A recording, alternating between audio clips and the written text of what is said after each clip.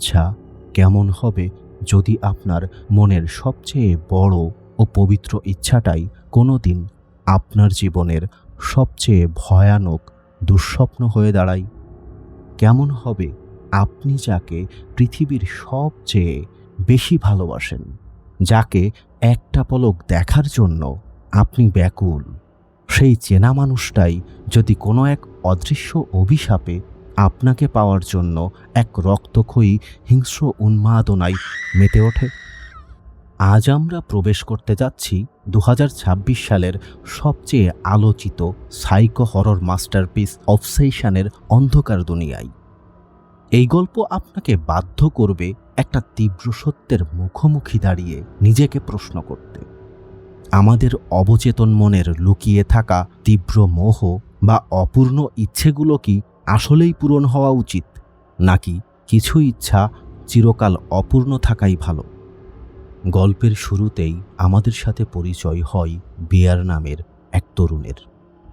Bear আর 10টা সাধারণ ছেলের মতো নয়।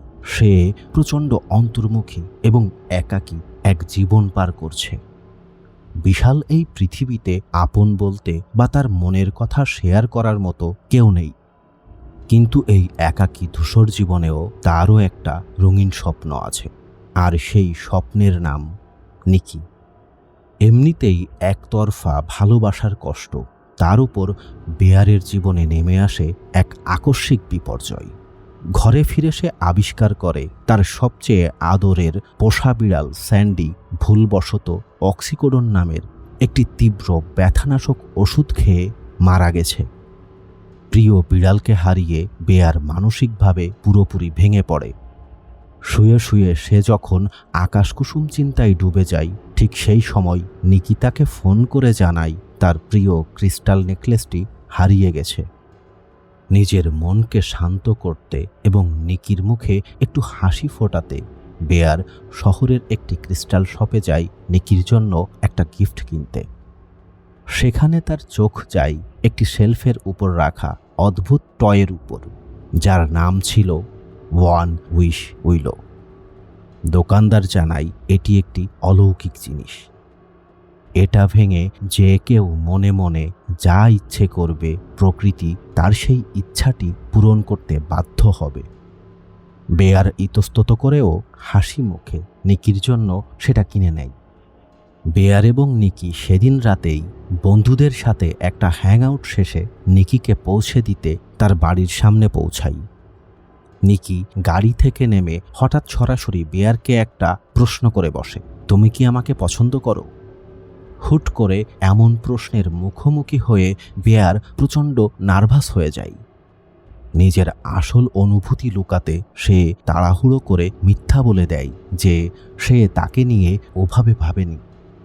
নিকি চলে যাওয়ার পর বেয়ার নিজের উপর চরম ক্ষোভে ফেটে পড়ে। কেন সে সত্যিটা বলতে পারল না?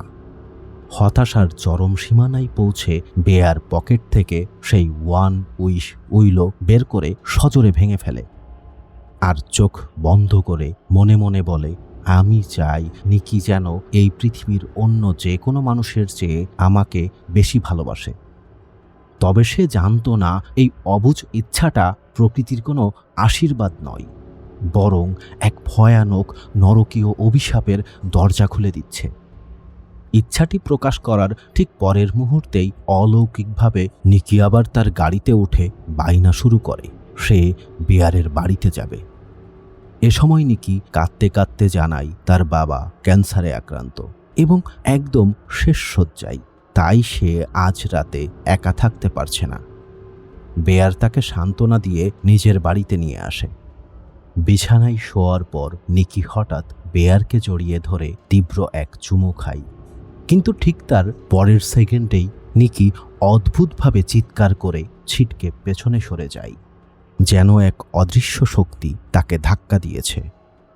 পরদিন সকালে ঘুম থেকে উঠেই বেয়ার এক অদ্ভুত দৃশ্য দেখে।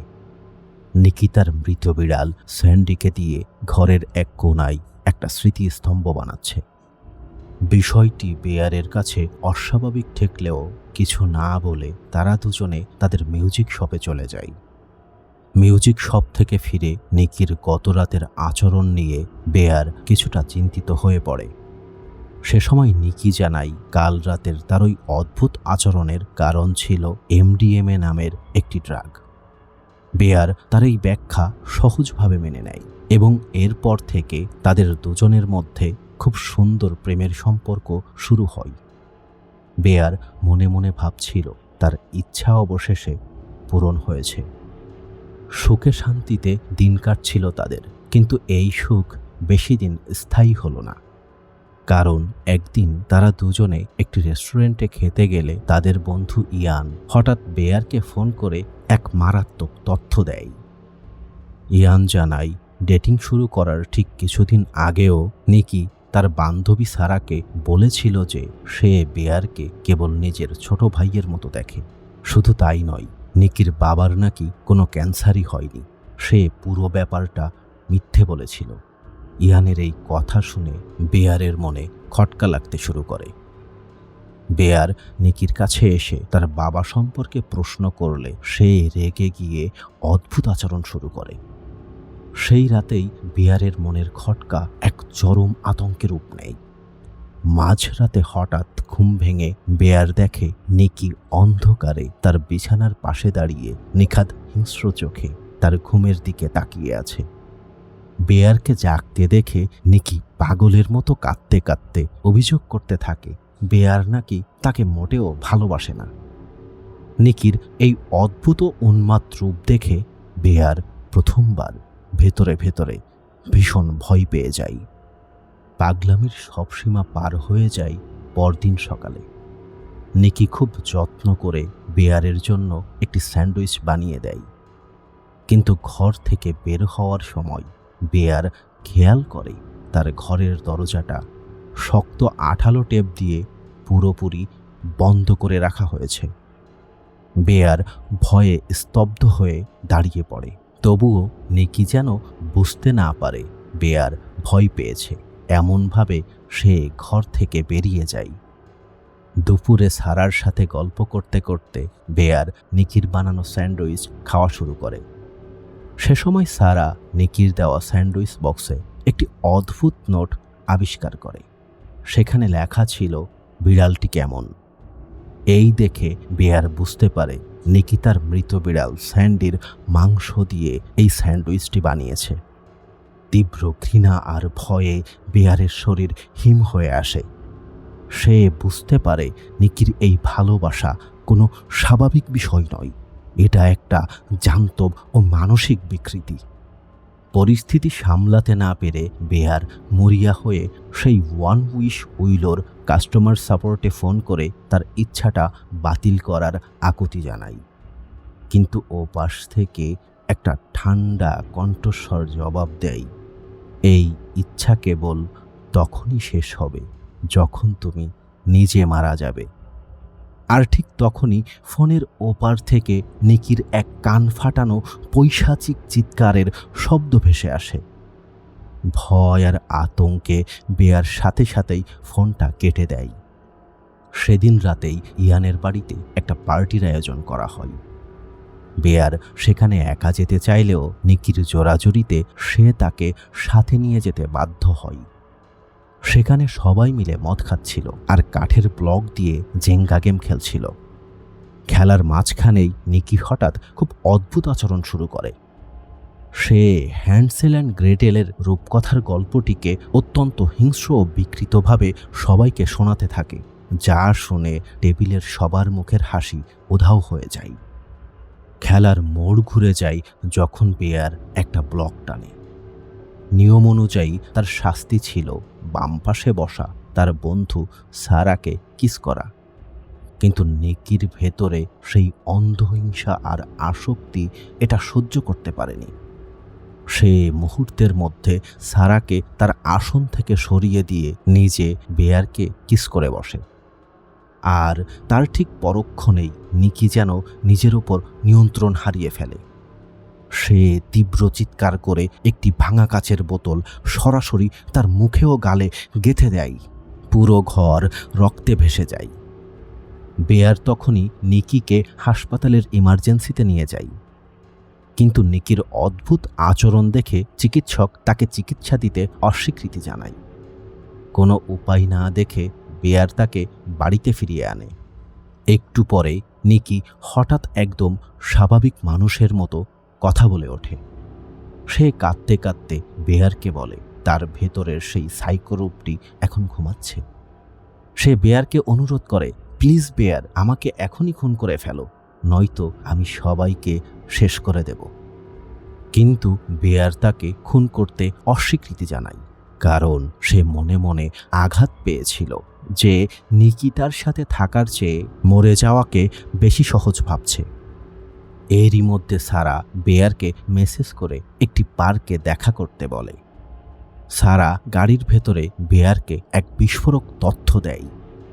সে জানায় গত 2 বছর ধরে ইয়ান আর নিকির মধ্যে একটা গোপন শারীরিক সম্পর্ক ছিল।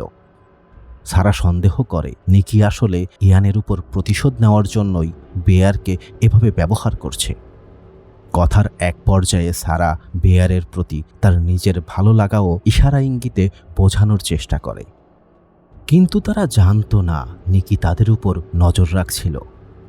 সারার কথা শেষ হওয়ার আগেই নিকি আচমকা গাড়ির জানালার কাচ ভেঙে ভেতরে হাত ঢুকিয়ে দেয়। সে গাড়ির স্টিয়ারিংয়ের উপর একটি ইট রেখে জান্তব শক্তিতে সারার মাথা ধরে সজোরে বারবার আঘাত করতে থাকে। বেয়ারের চোখের সামনেই সারার মাথা থেতলে সে তাকে নৃশংসভাবে খুন করে। পুরো ঘটনার আকস্মিকতায় বেয়ার স্তব্ধ হয়ে যায়। নিকি রক্তাক্ত অবস্থায় বেয়ারকে শান্তভাবে বলে, তুমি বডিটা আমার গাড়িতে তুলে দিয়ে বাড়ি ফিরে যাও, আমি এটাকে ডিসপোজ করে আসছি। সারার এই নৃশংস হত্যাকাণ্ড দেখে বেয়ার বুঝতে পারে এই অভিশাপ তাকেই শেষ করে দিচ্ছে। সে মরিয়া হয়ে আবার সেই ক্রিস্টাল শপে যায় এবং দোকানের বাকি সব ওয়ান উইশ উইলও কিনে নেয়, এই আশায় যে হয়তো অন্য কোনোটা ভেঙে এই উইশ বাতিল করা যাবে। কিন্তু সে কোনোভাবেই আর কোনো খেলনা ভাঙতে পারছিল না। কোনো উপায় না দেখে সে তার বন্ধু ইয়ানের কাছে গিয়ে হাত জোড় করে সব সত্যি খুলে বলে এবং তাকে অনুরোধ করে এই উইশটা বাতিল করার জন্য ইয়ান যেন কোনো একটা উইশ করে। ইয়ান প্রথমে পুরো বিষয়টাকে একটা রসিকতা ভেবে হেসে উড়িয়ে দেয়। সে ব্যঙ্গ করে বলে, আচ্ছা ঠিক আছে, আমি উইশ করছি আমার যেন $1 বিলিয়ন হয়ে যায়। আর অলৌকিকভাবে ঠিক তার পরের মুহূর্তেই ঘরের ছাদ ফেটে লাখ লাখ টাকার বৃষ্টি হতে শুরু করে। ইয়ান স্তব্ধ হয়ে যায় আর বেয়ার বুঝতে পারে প্রকৃতি কতটা ভয়ানকভাবে সক্রিয়। বেয়ার শেষবারের মতো চেষ্টা করতে একটা খেলনা নিয়ে নিজের বাড়িতে ফেরে, যেন নিকিকে দিয়ে জোর করে উইশটা বাতিল করানো যায়। কিন্তু ঘরে ঢোকার পর বেয়ার যা দেখে তা দেখার জন্য সে মোটেও প্রস্তুত ছিল না। ঘরের ভেতরে চেয়ারের সাথে সারার বিকৃত লাশ বেঁধে রাখা হয়েছে, আর নিকি সে সারার পোশাক পরে এক বীভৎস রূপ ধারণ করেছে। এ সময় নিকি একটি বন্দুক বের করে বেয়ারকে এবং নিজেকে মেরে ফেলার হুমকি দিতে থাকে। ঠিক এই চরম মুহূর্তেই টাকার বৃষ্টির রহস্য বুঝতে পেরে ইয়ান হন্তদন্ত হয়ে বেয়ারের বাড়িতে এসে হাজির হয়। কিন্তু নিকি কোনো কথা বলার সুযোগ না দিয়েই সোজা ইয়ানের বুকে গুলি চালিয়ে দেয় এবং ইয়ান সাথে সাথে মাটিতে লুটিয়ে পড়ে মারা যায়। চোখের সামনে সব বন্ধুকে হারিয়ে বেয়ার সম্পূর্ণ মরিয়া হয়ে যায়।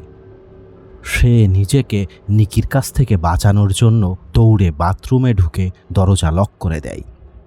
সে প্রথমে নিজের মাথায় গুলি করে আত্মহত্যা করতে চেয়েছিল, কিন্তু সেই সাহস না পেয়ে সে তার বিড়ালের মৃত্যুর কারণ সেই তীব্র ব্যথানাশক ওষুধ অক্সিকোডনের সবকটা ট্যাবলেট একসাথে গিলে ফেলে। কিন্তু ওষুধগুলো খাওয়ার পরপরই তার মনে বেঁচে থাকার তীব্র ইচ্ছা জাগে। সে বমি করে ওষুধগুলো বের করার চেষ্টা করতে থাকে, কিন্তু প্রকৃতির নির্মমতা তখনও শেষ হয়নি। ঠিক ওই মুহূর্তেই বাথরুমের দরজার ওপাশে থাকা নিকি শেষ ওয়ান উইশ উইলো খেলনাটি হাত দিয়ে মট করে ভেঙে ফেলে। আর ওই অলৌকিক উইশের তীব্র আকর্ষণে বেয়ার নিজের উপর সমস্ত নিয়ন্ত্রণ হারিয়ে ফেলে। সে বমি করার চেষ্টা থামিয়ে বাথরুমের দরজা খুলে বের হয়ে আসে। মৃত্যুর কোলে ঢলে পড়ার ঠিক আগ মুহূর্তে সে নিকির সেই ভয়ানক রূপটাকেই পরম ভালোবাসায় জড়িয়ে ধরে ঠোঁটে এক শেষ চুমু খায় এবং ওষুধের ওভারডোজের কারণে নিকির কোলেই চিরতরে চোখ বন্ধ করে। বেয়ারের উইশ পূর্ণ হয়েছিল। নিকি তাকে পৃথিবীর সব কিছুর চেয়ে বেশি ভালোবেসেছিল, কিন্তু তার মূল্য দিতে হলো সবার জীবন দিয়ে। বেয়ারের মৃত্যুর ঠিক পরক্ষণেই সেই অভিশাপের মেয়াদ শেষ হয়ে যায়, আর সাথে সাথে নিকির ভেতরের সেই সাইকো বা অবসেসিভ রূপটি হাওয়া হয়ে যায় এবং নিকির নিজের আসল ব্যক্তিত্ব ফিরে আসে। নিজের চেতনা ফিরে পেয়ে নিকি যখন চোখ মেলে, সে দেখে তার চারপাশে তার প্রিয় বন্ধুদের রক্তাক্ত লাশ এবং তার নিজের কোলে বেয়ারের মৃতদেহ। সিনেমার এই বুক কাঁপানো গল্প আপনাদের কেমন লেগেছে সিনেমার কমেন্ট বক্সে অবশ্যই জানাবেন। ভিডিওটি ভালো লাগলে লাইক এবং সাবস্ক্রাইব করতে ভুলবেন না। দেখা হচ্ছে পরের ভিডিওতে। ভালো থাকবেন। ধন্যবাদ।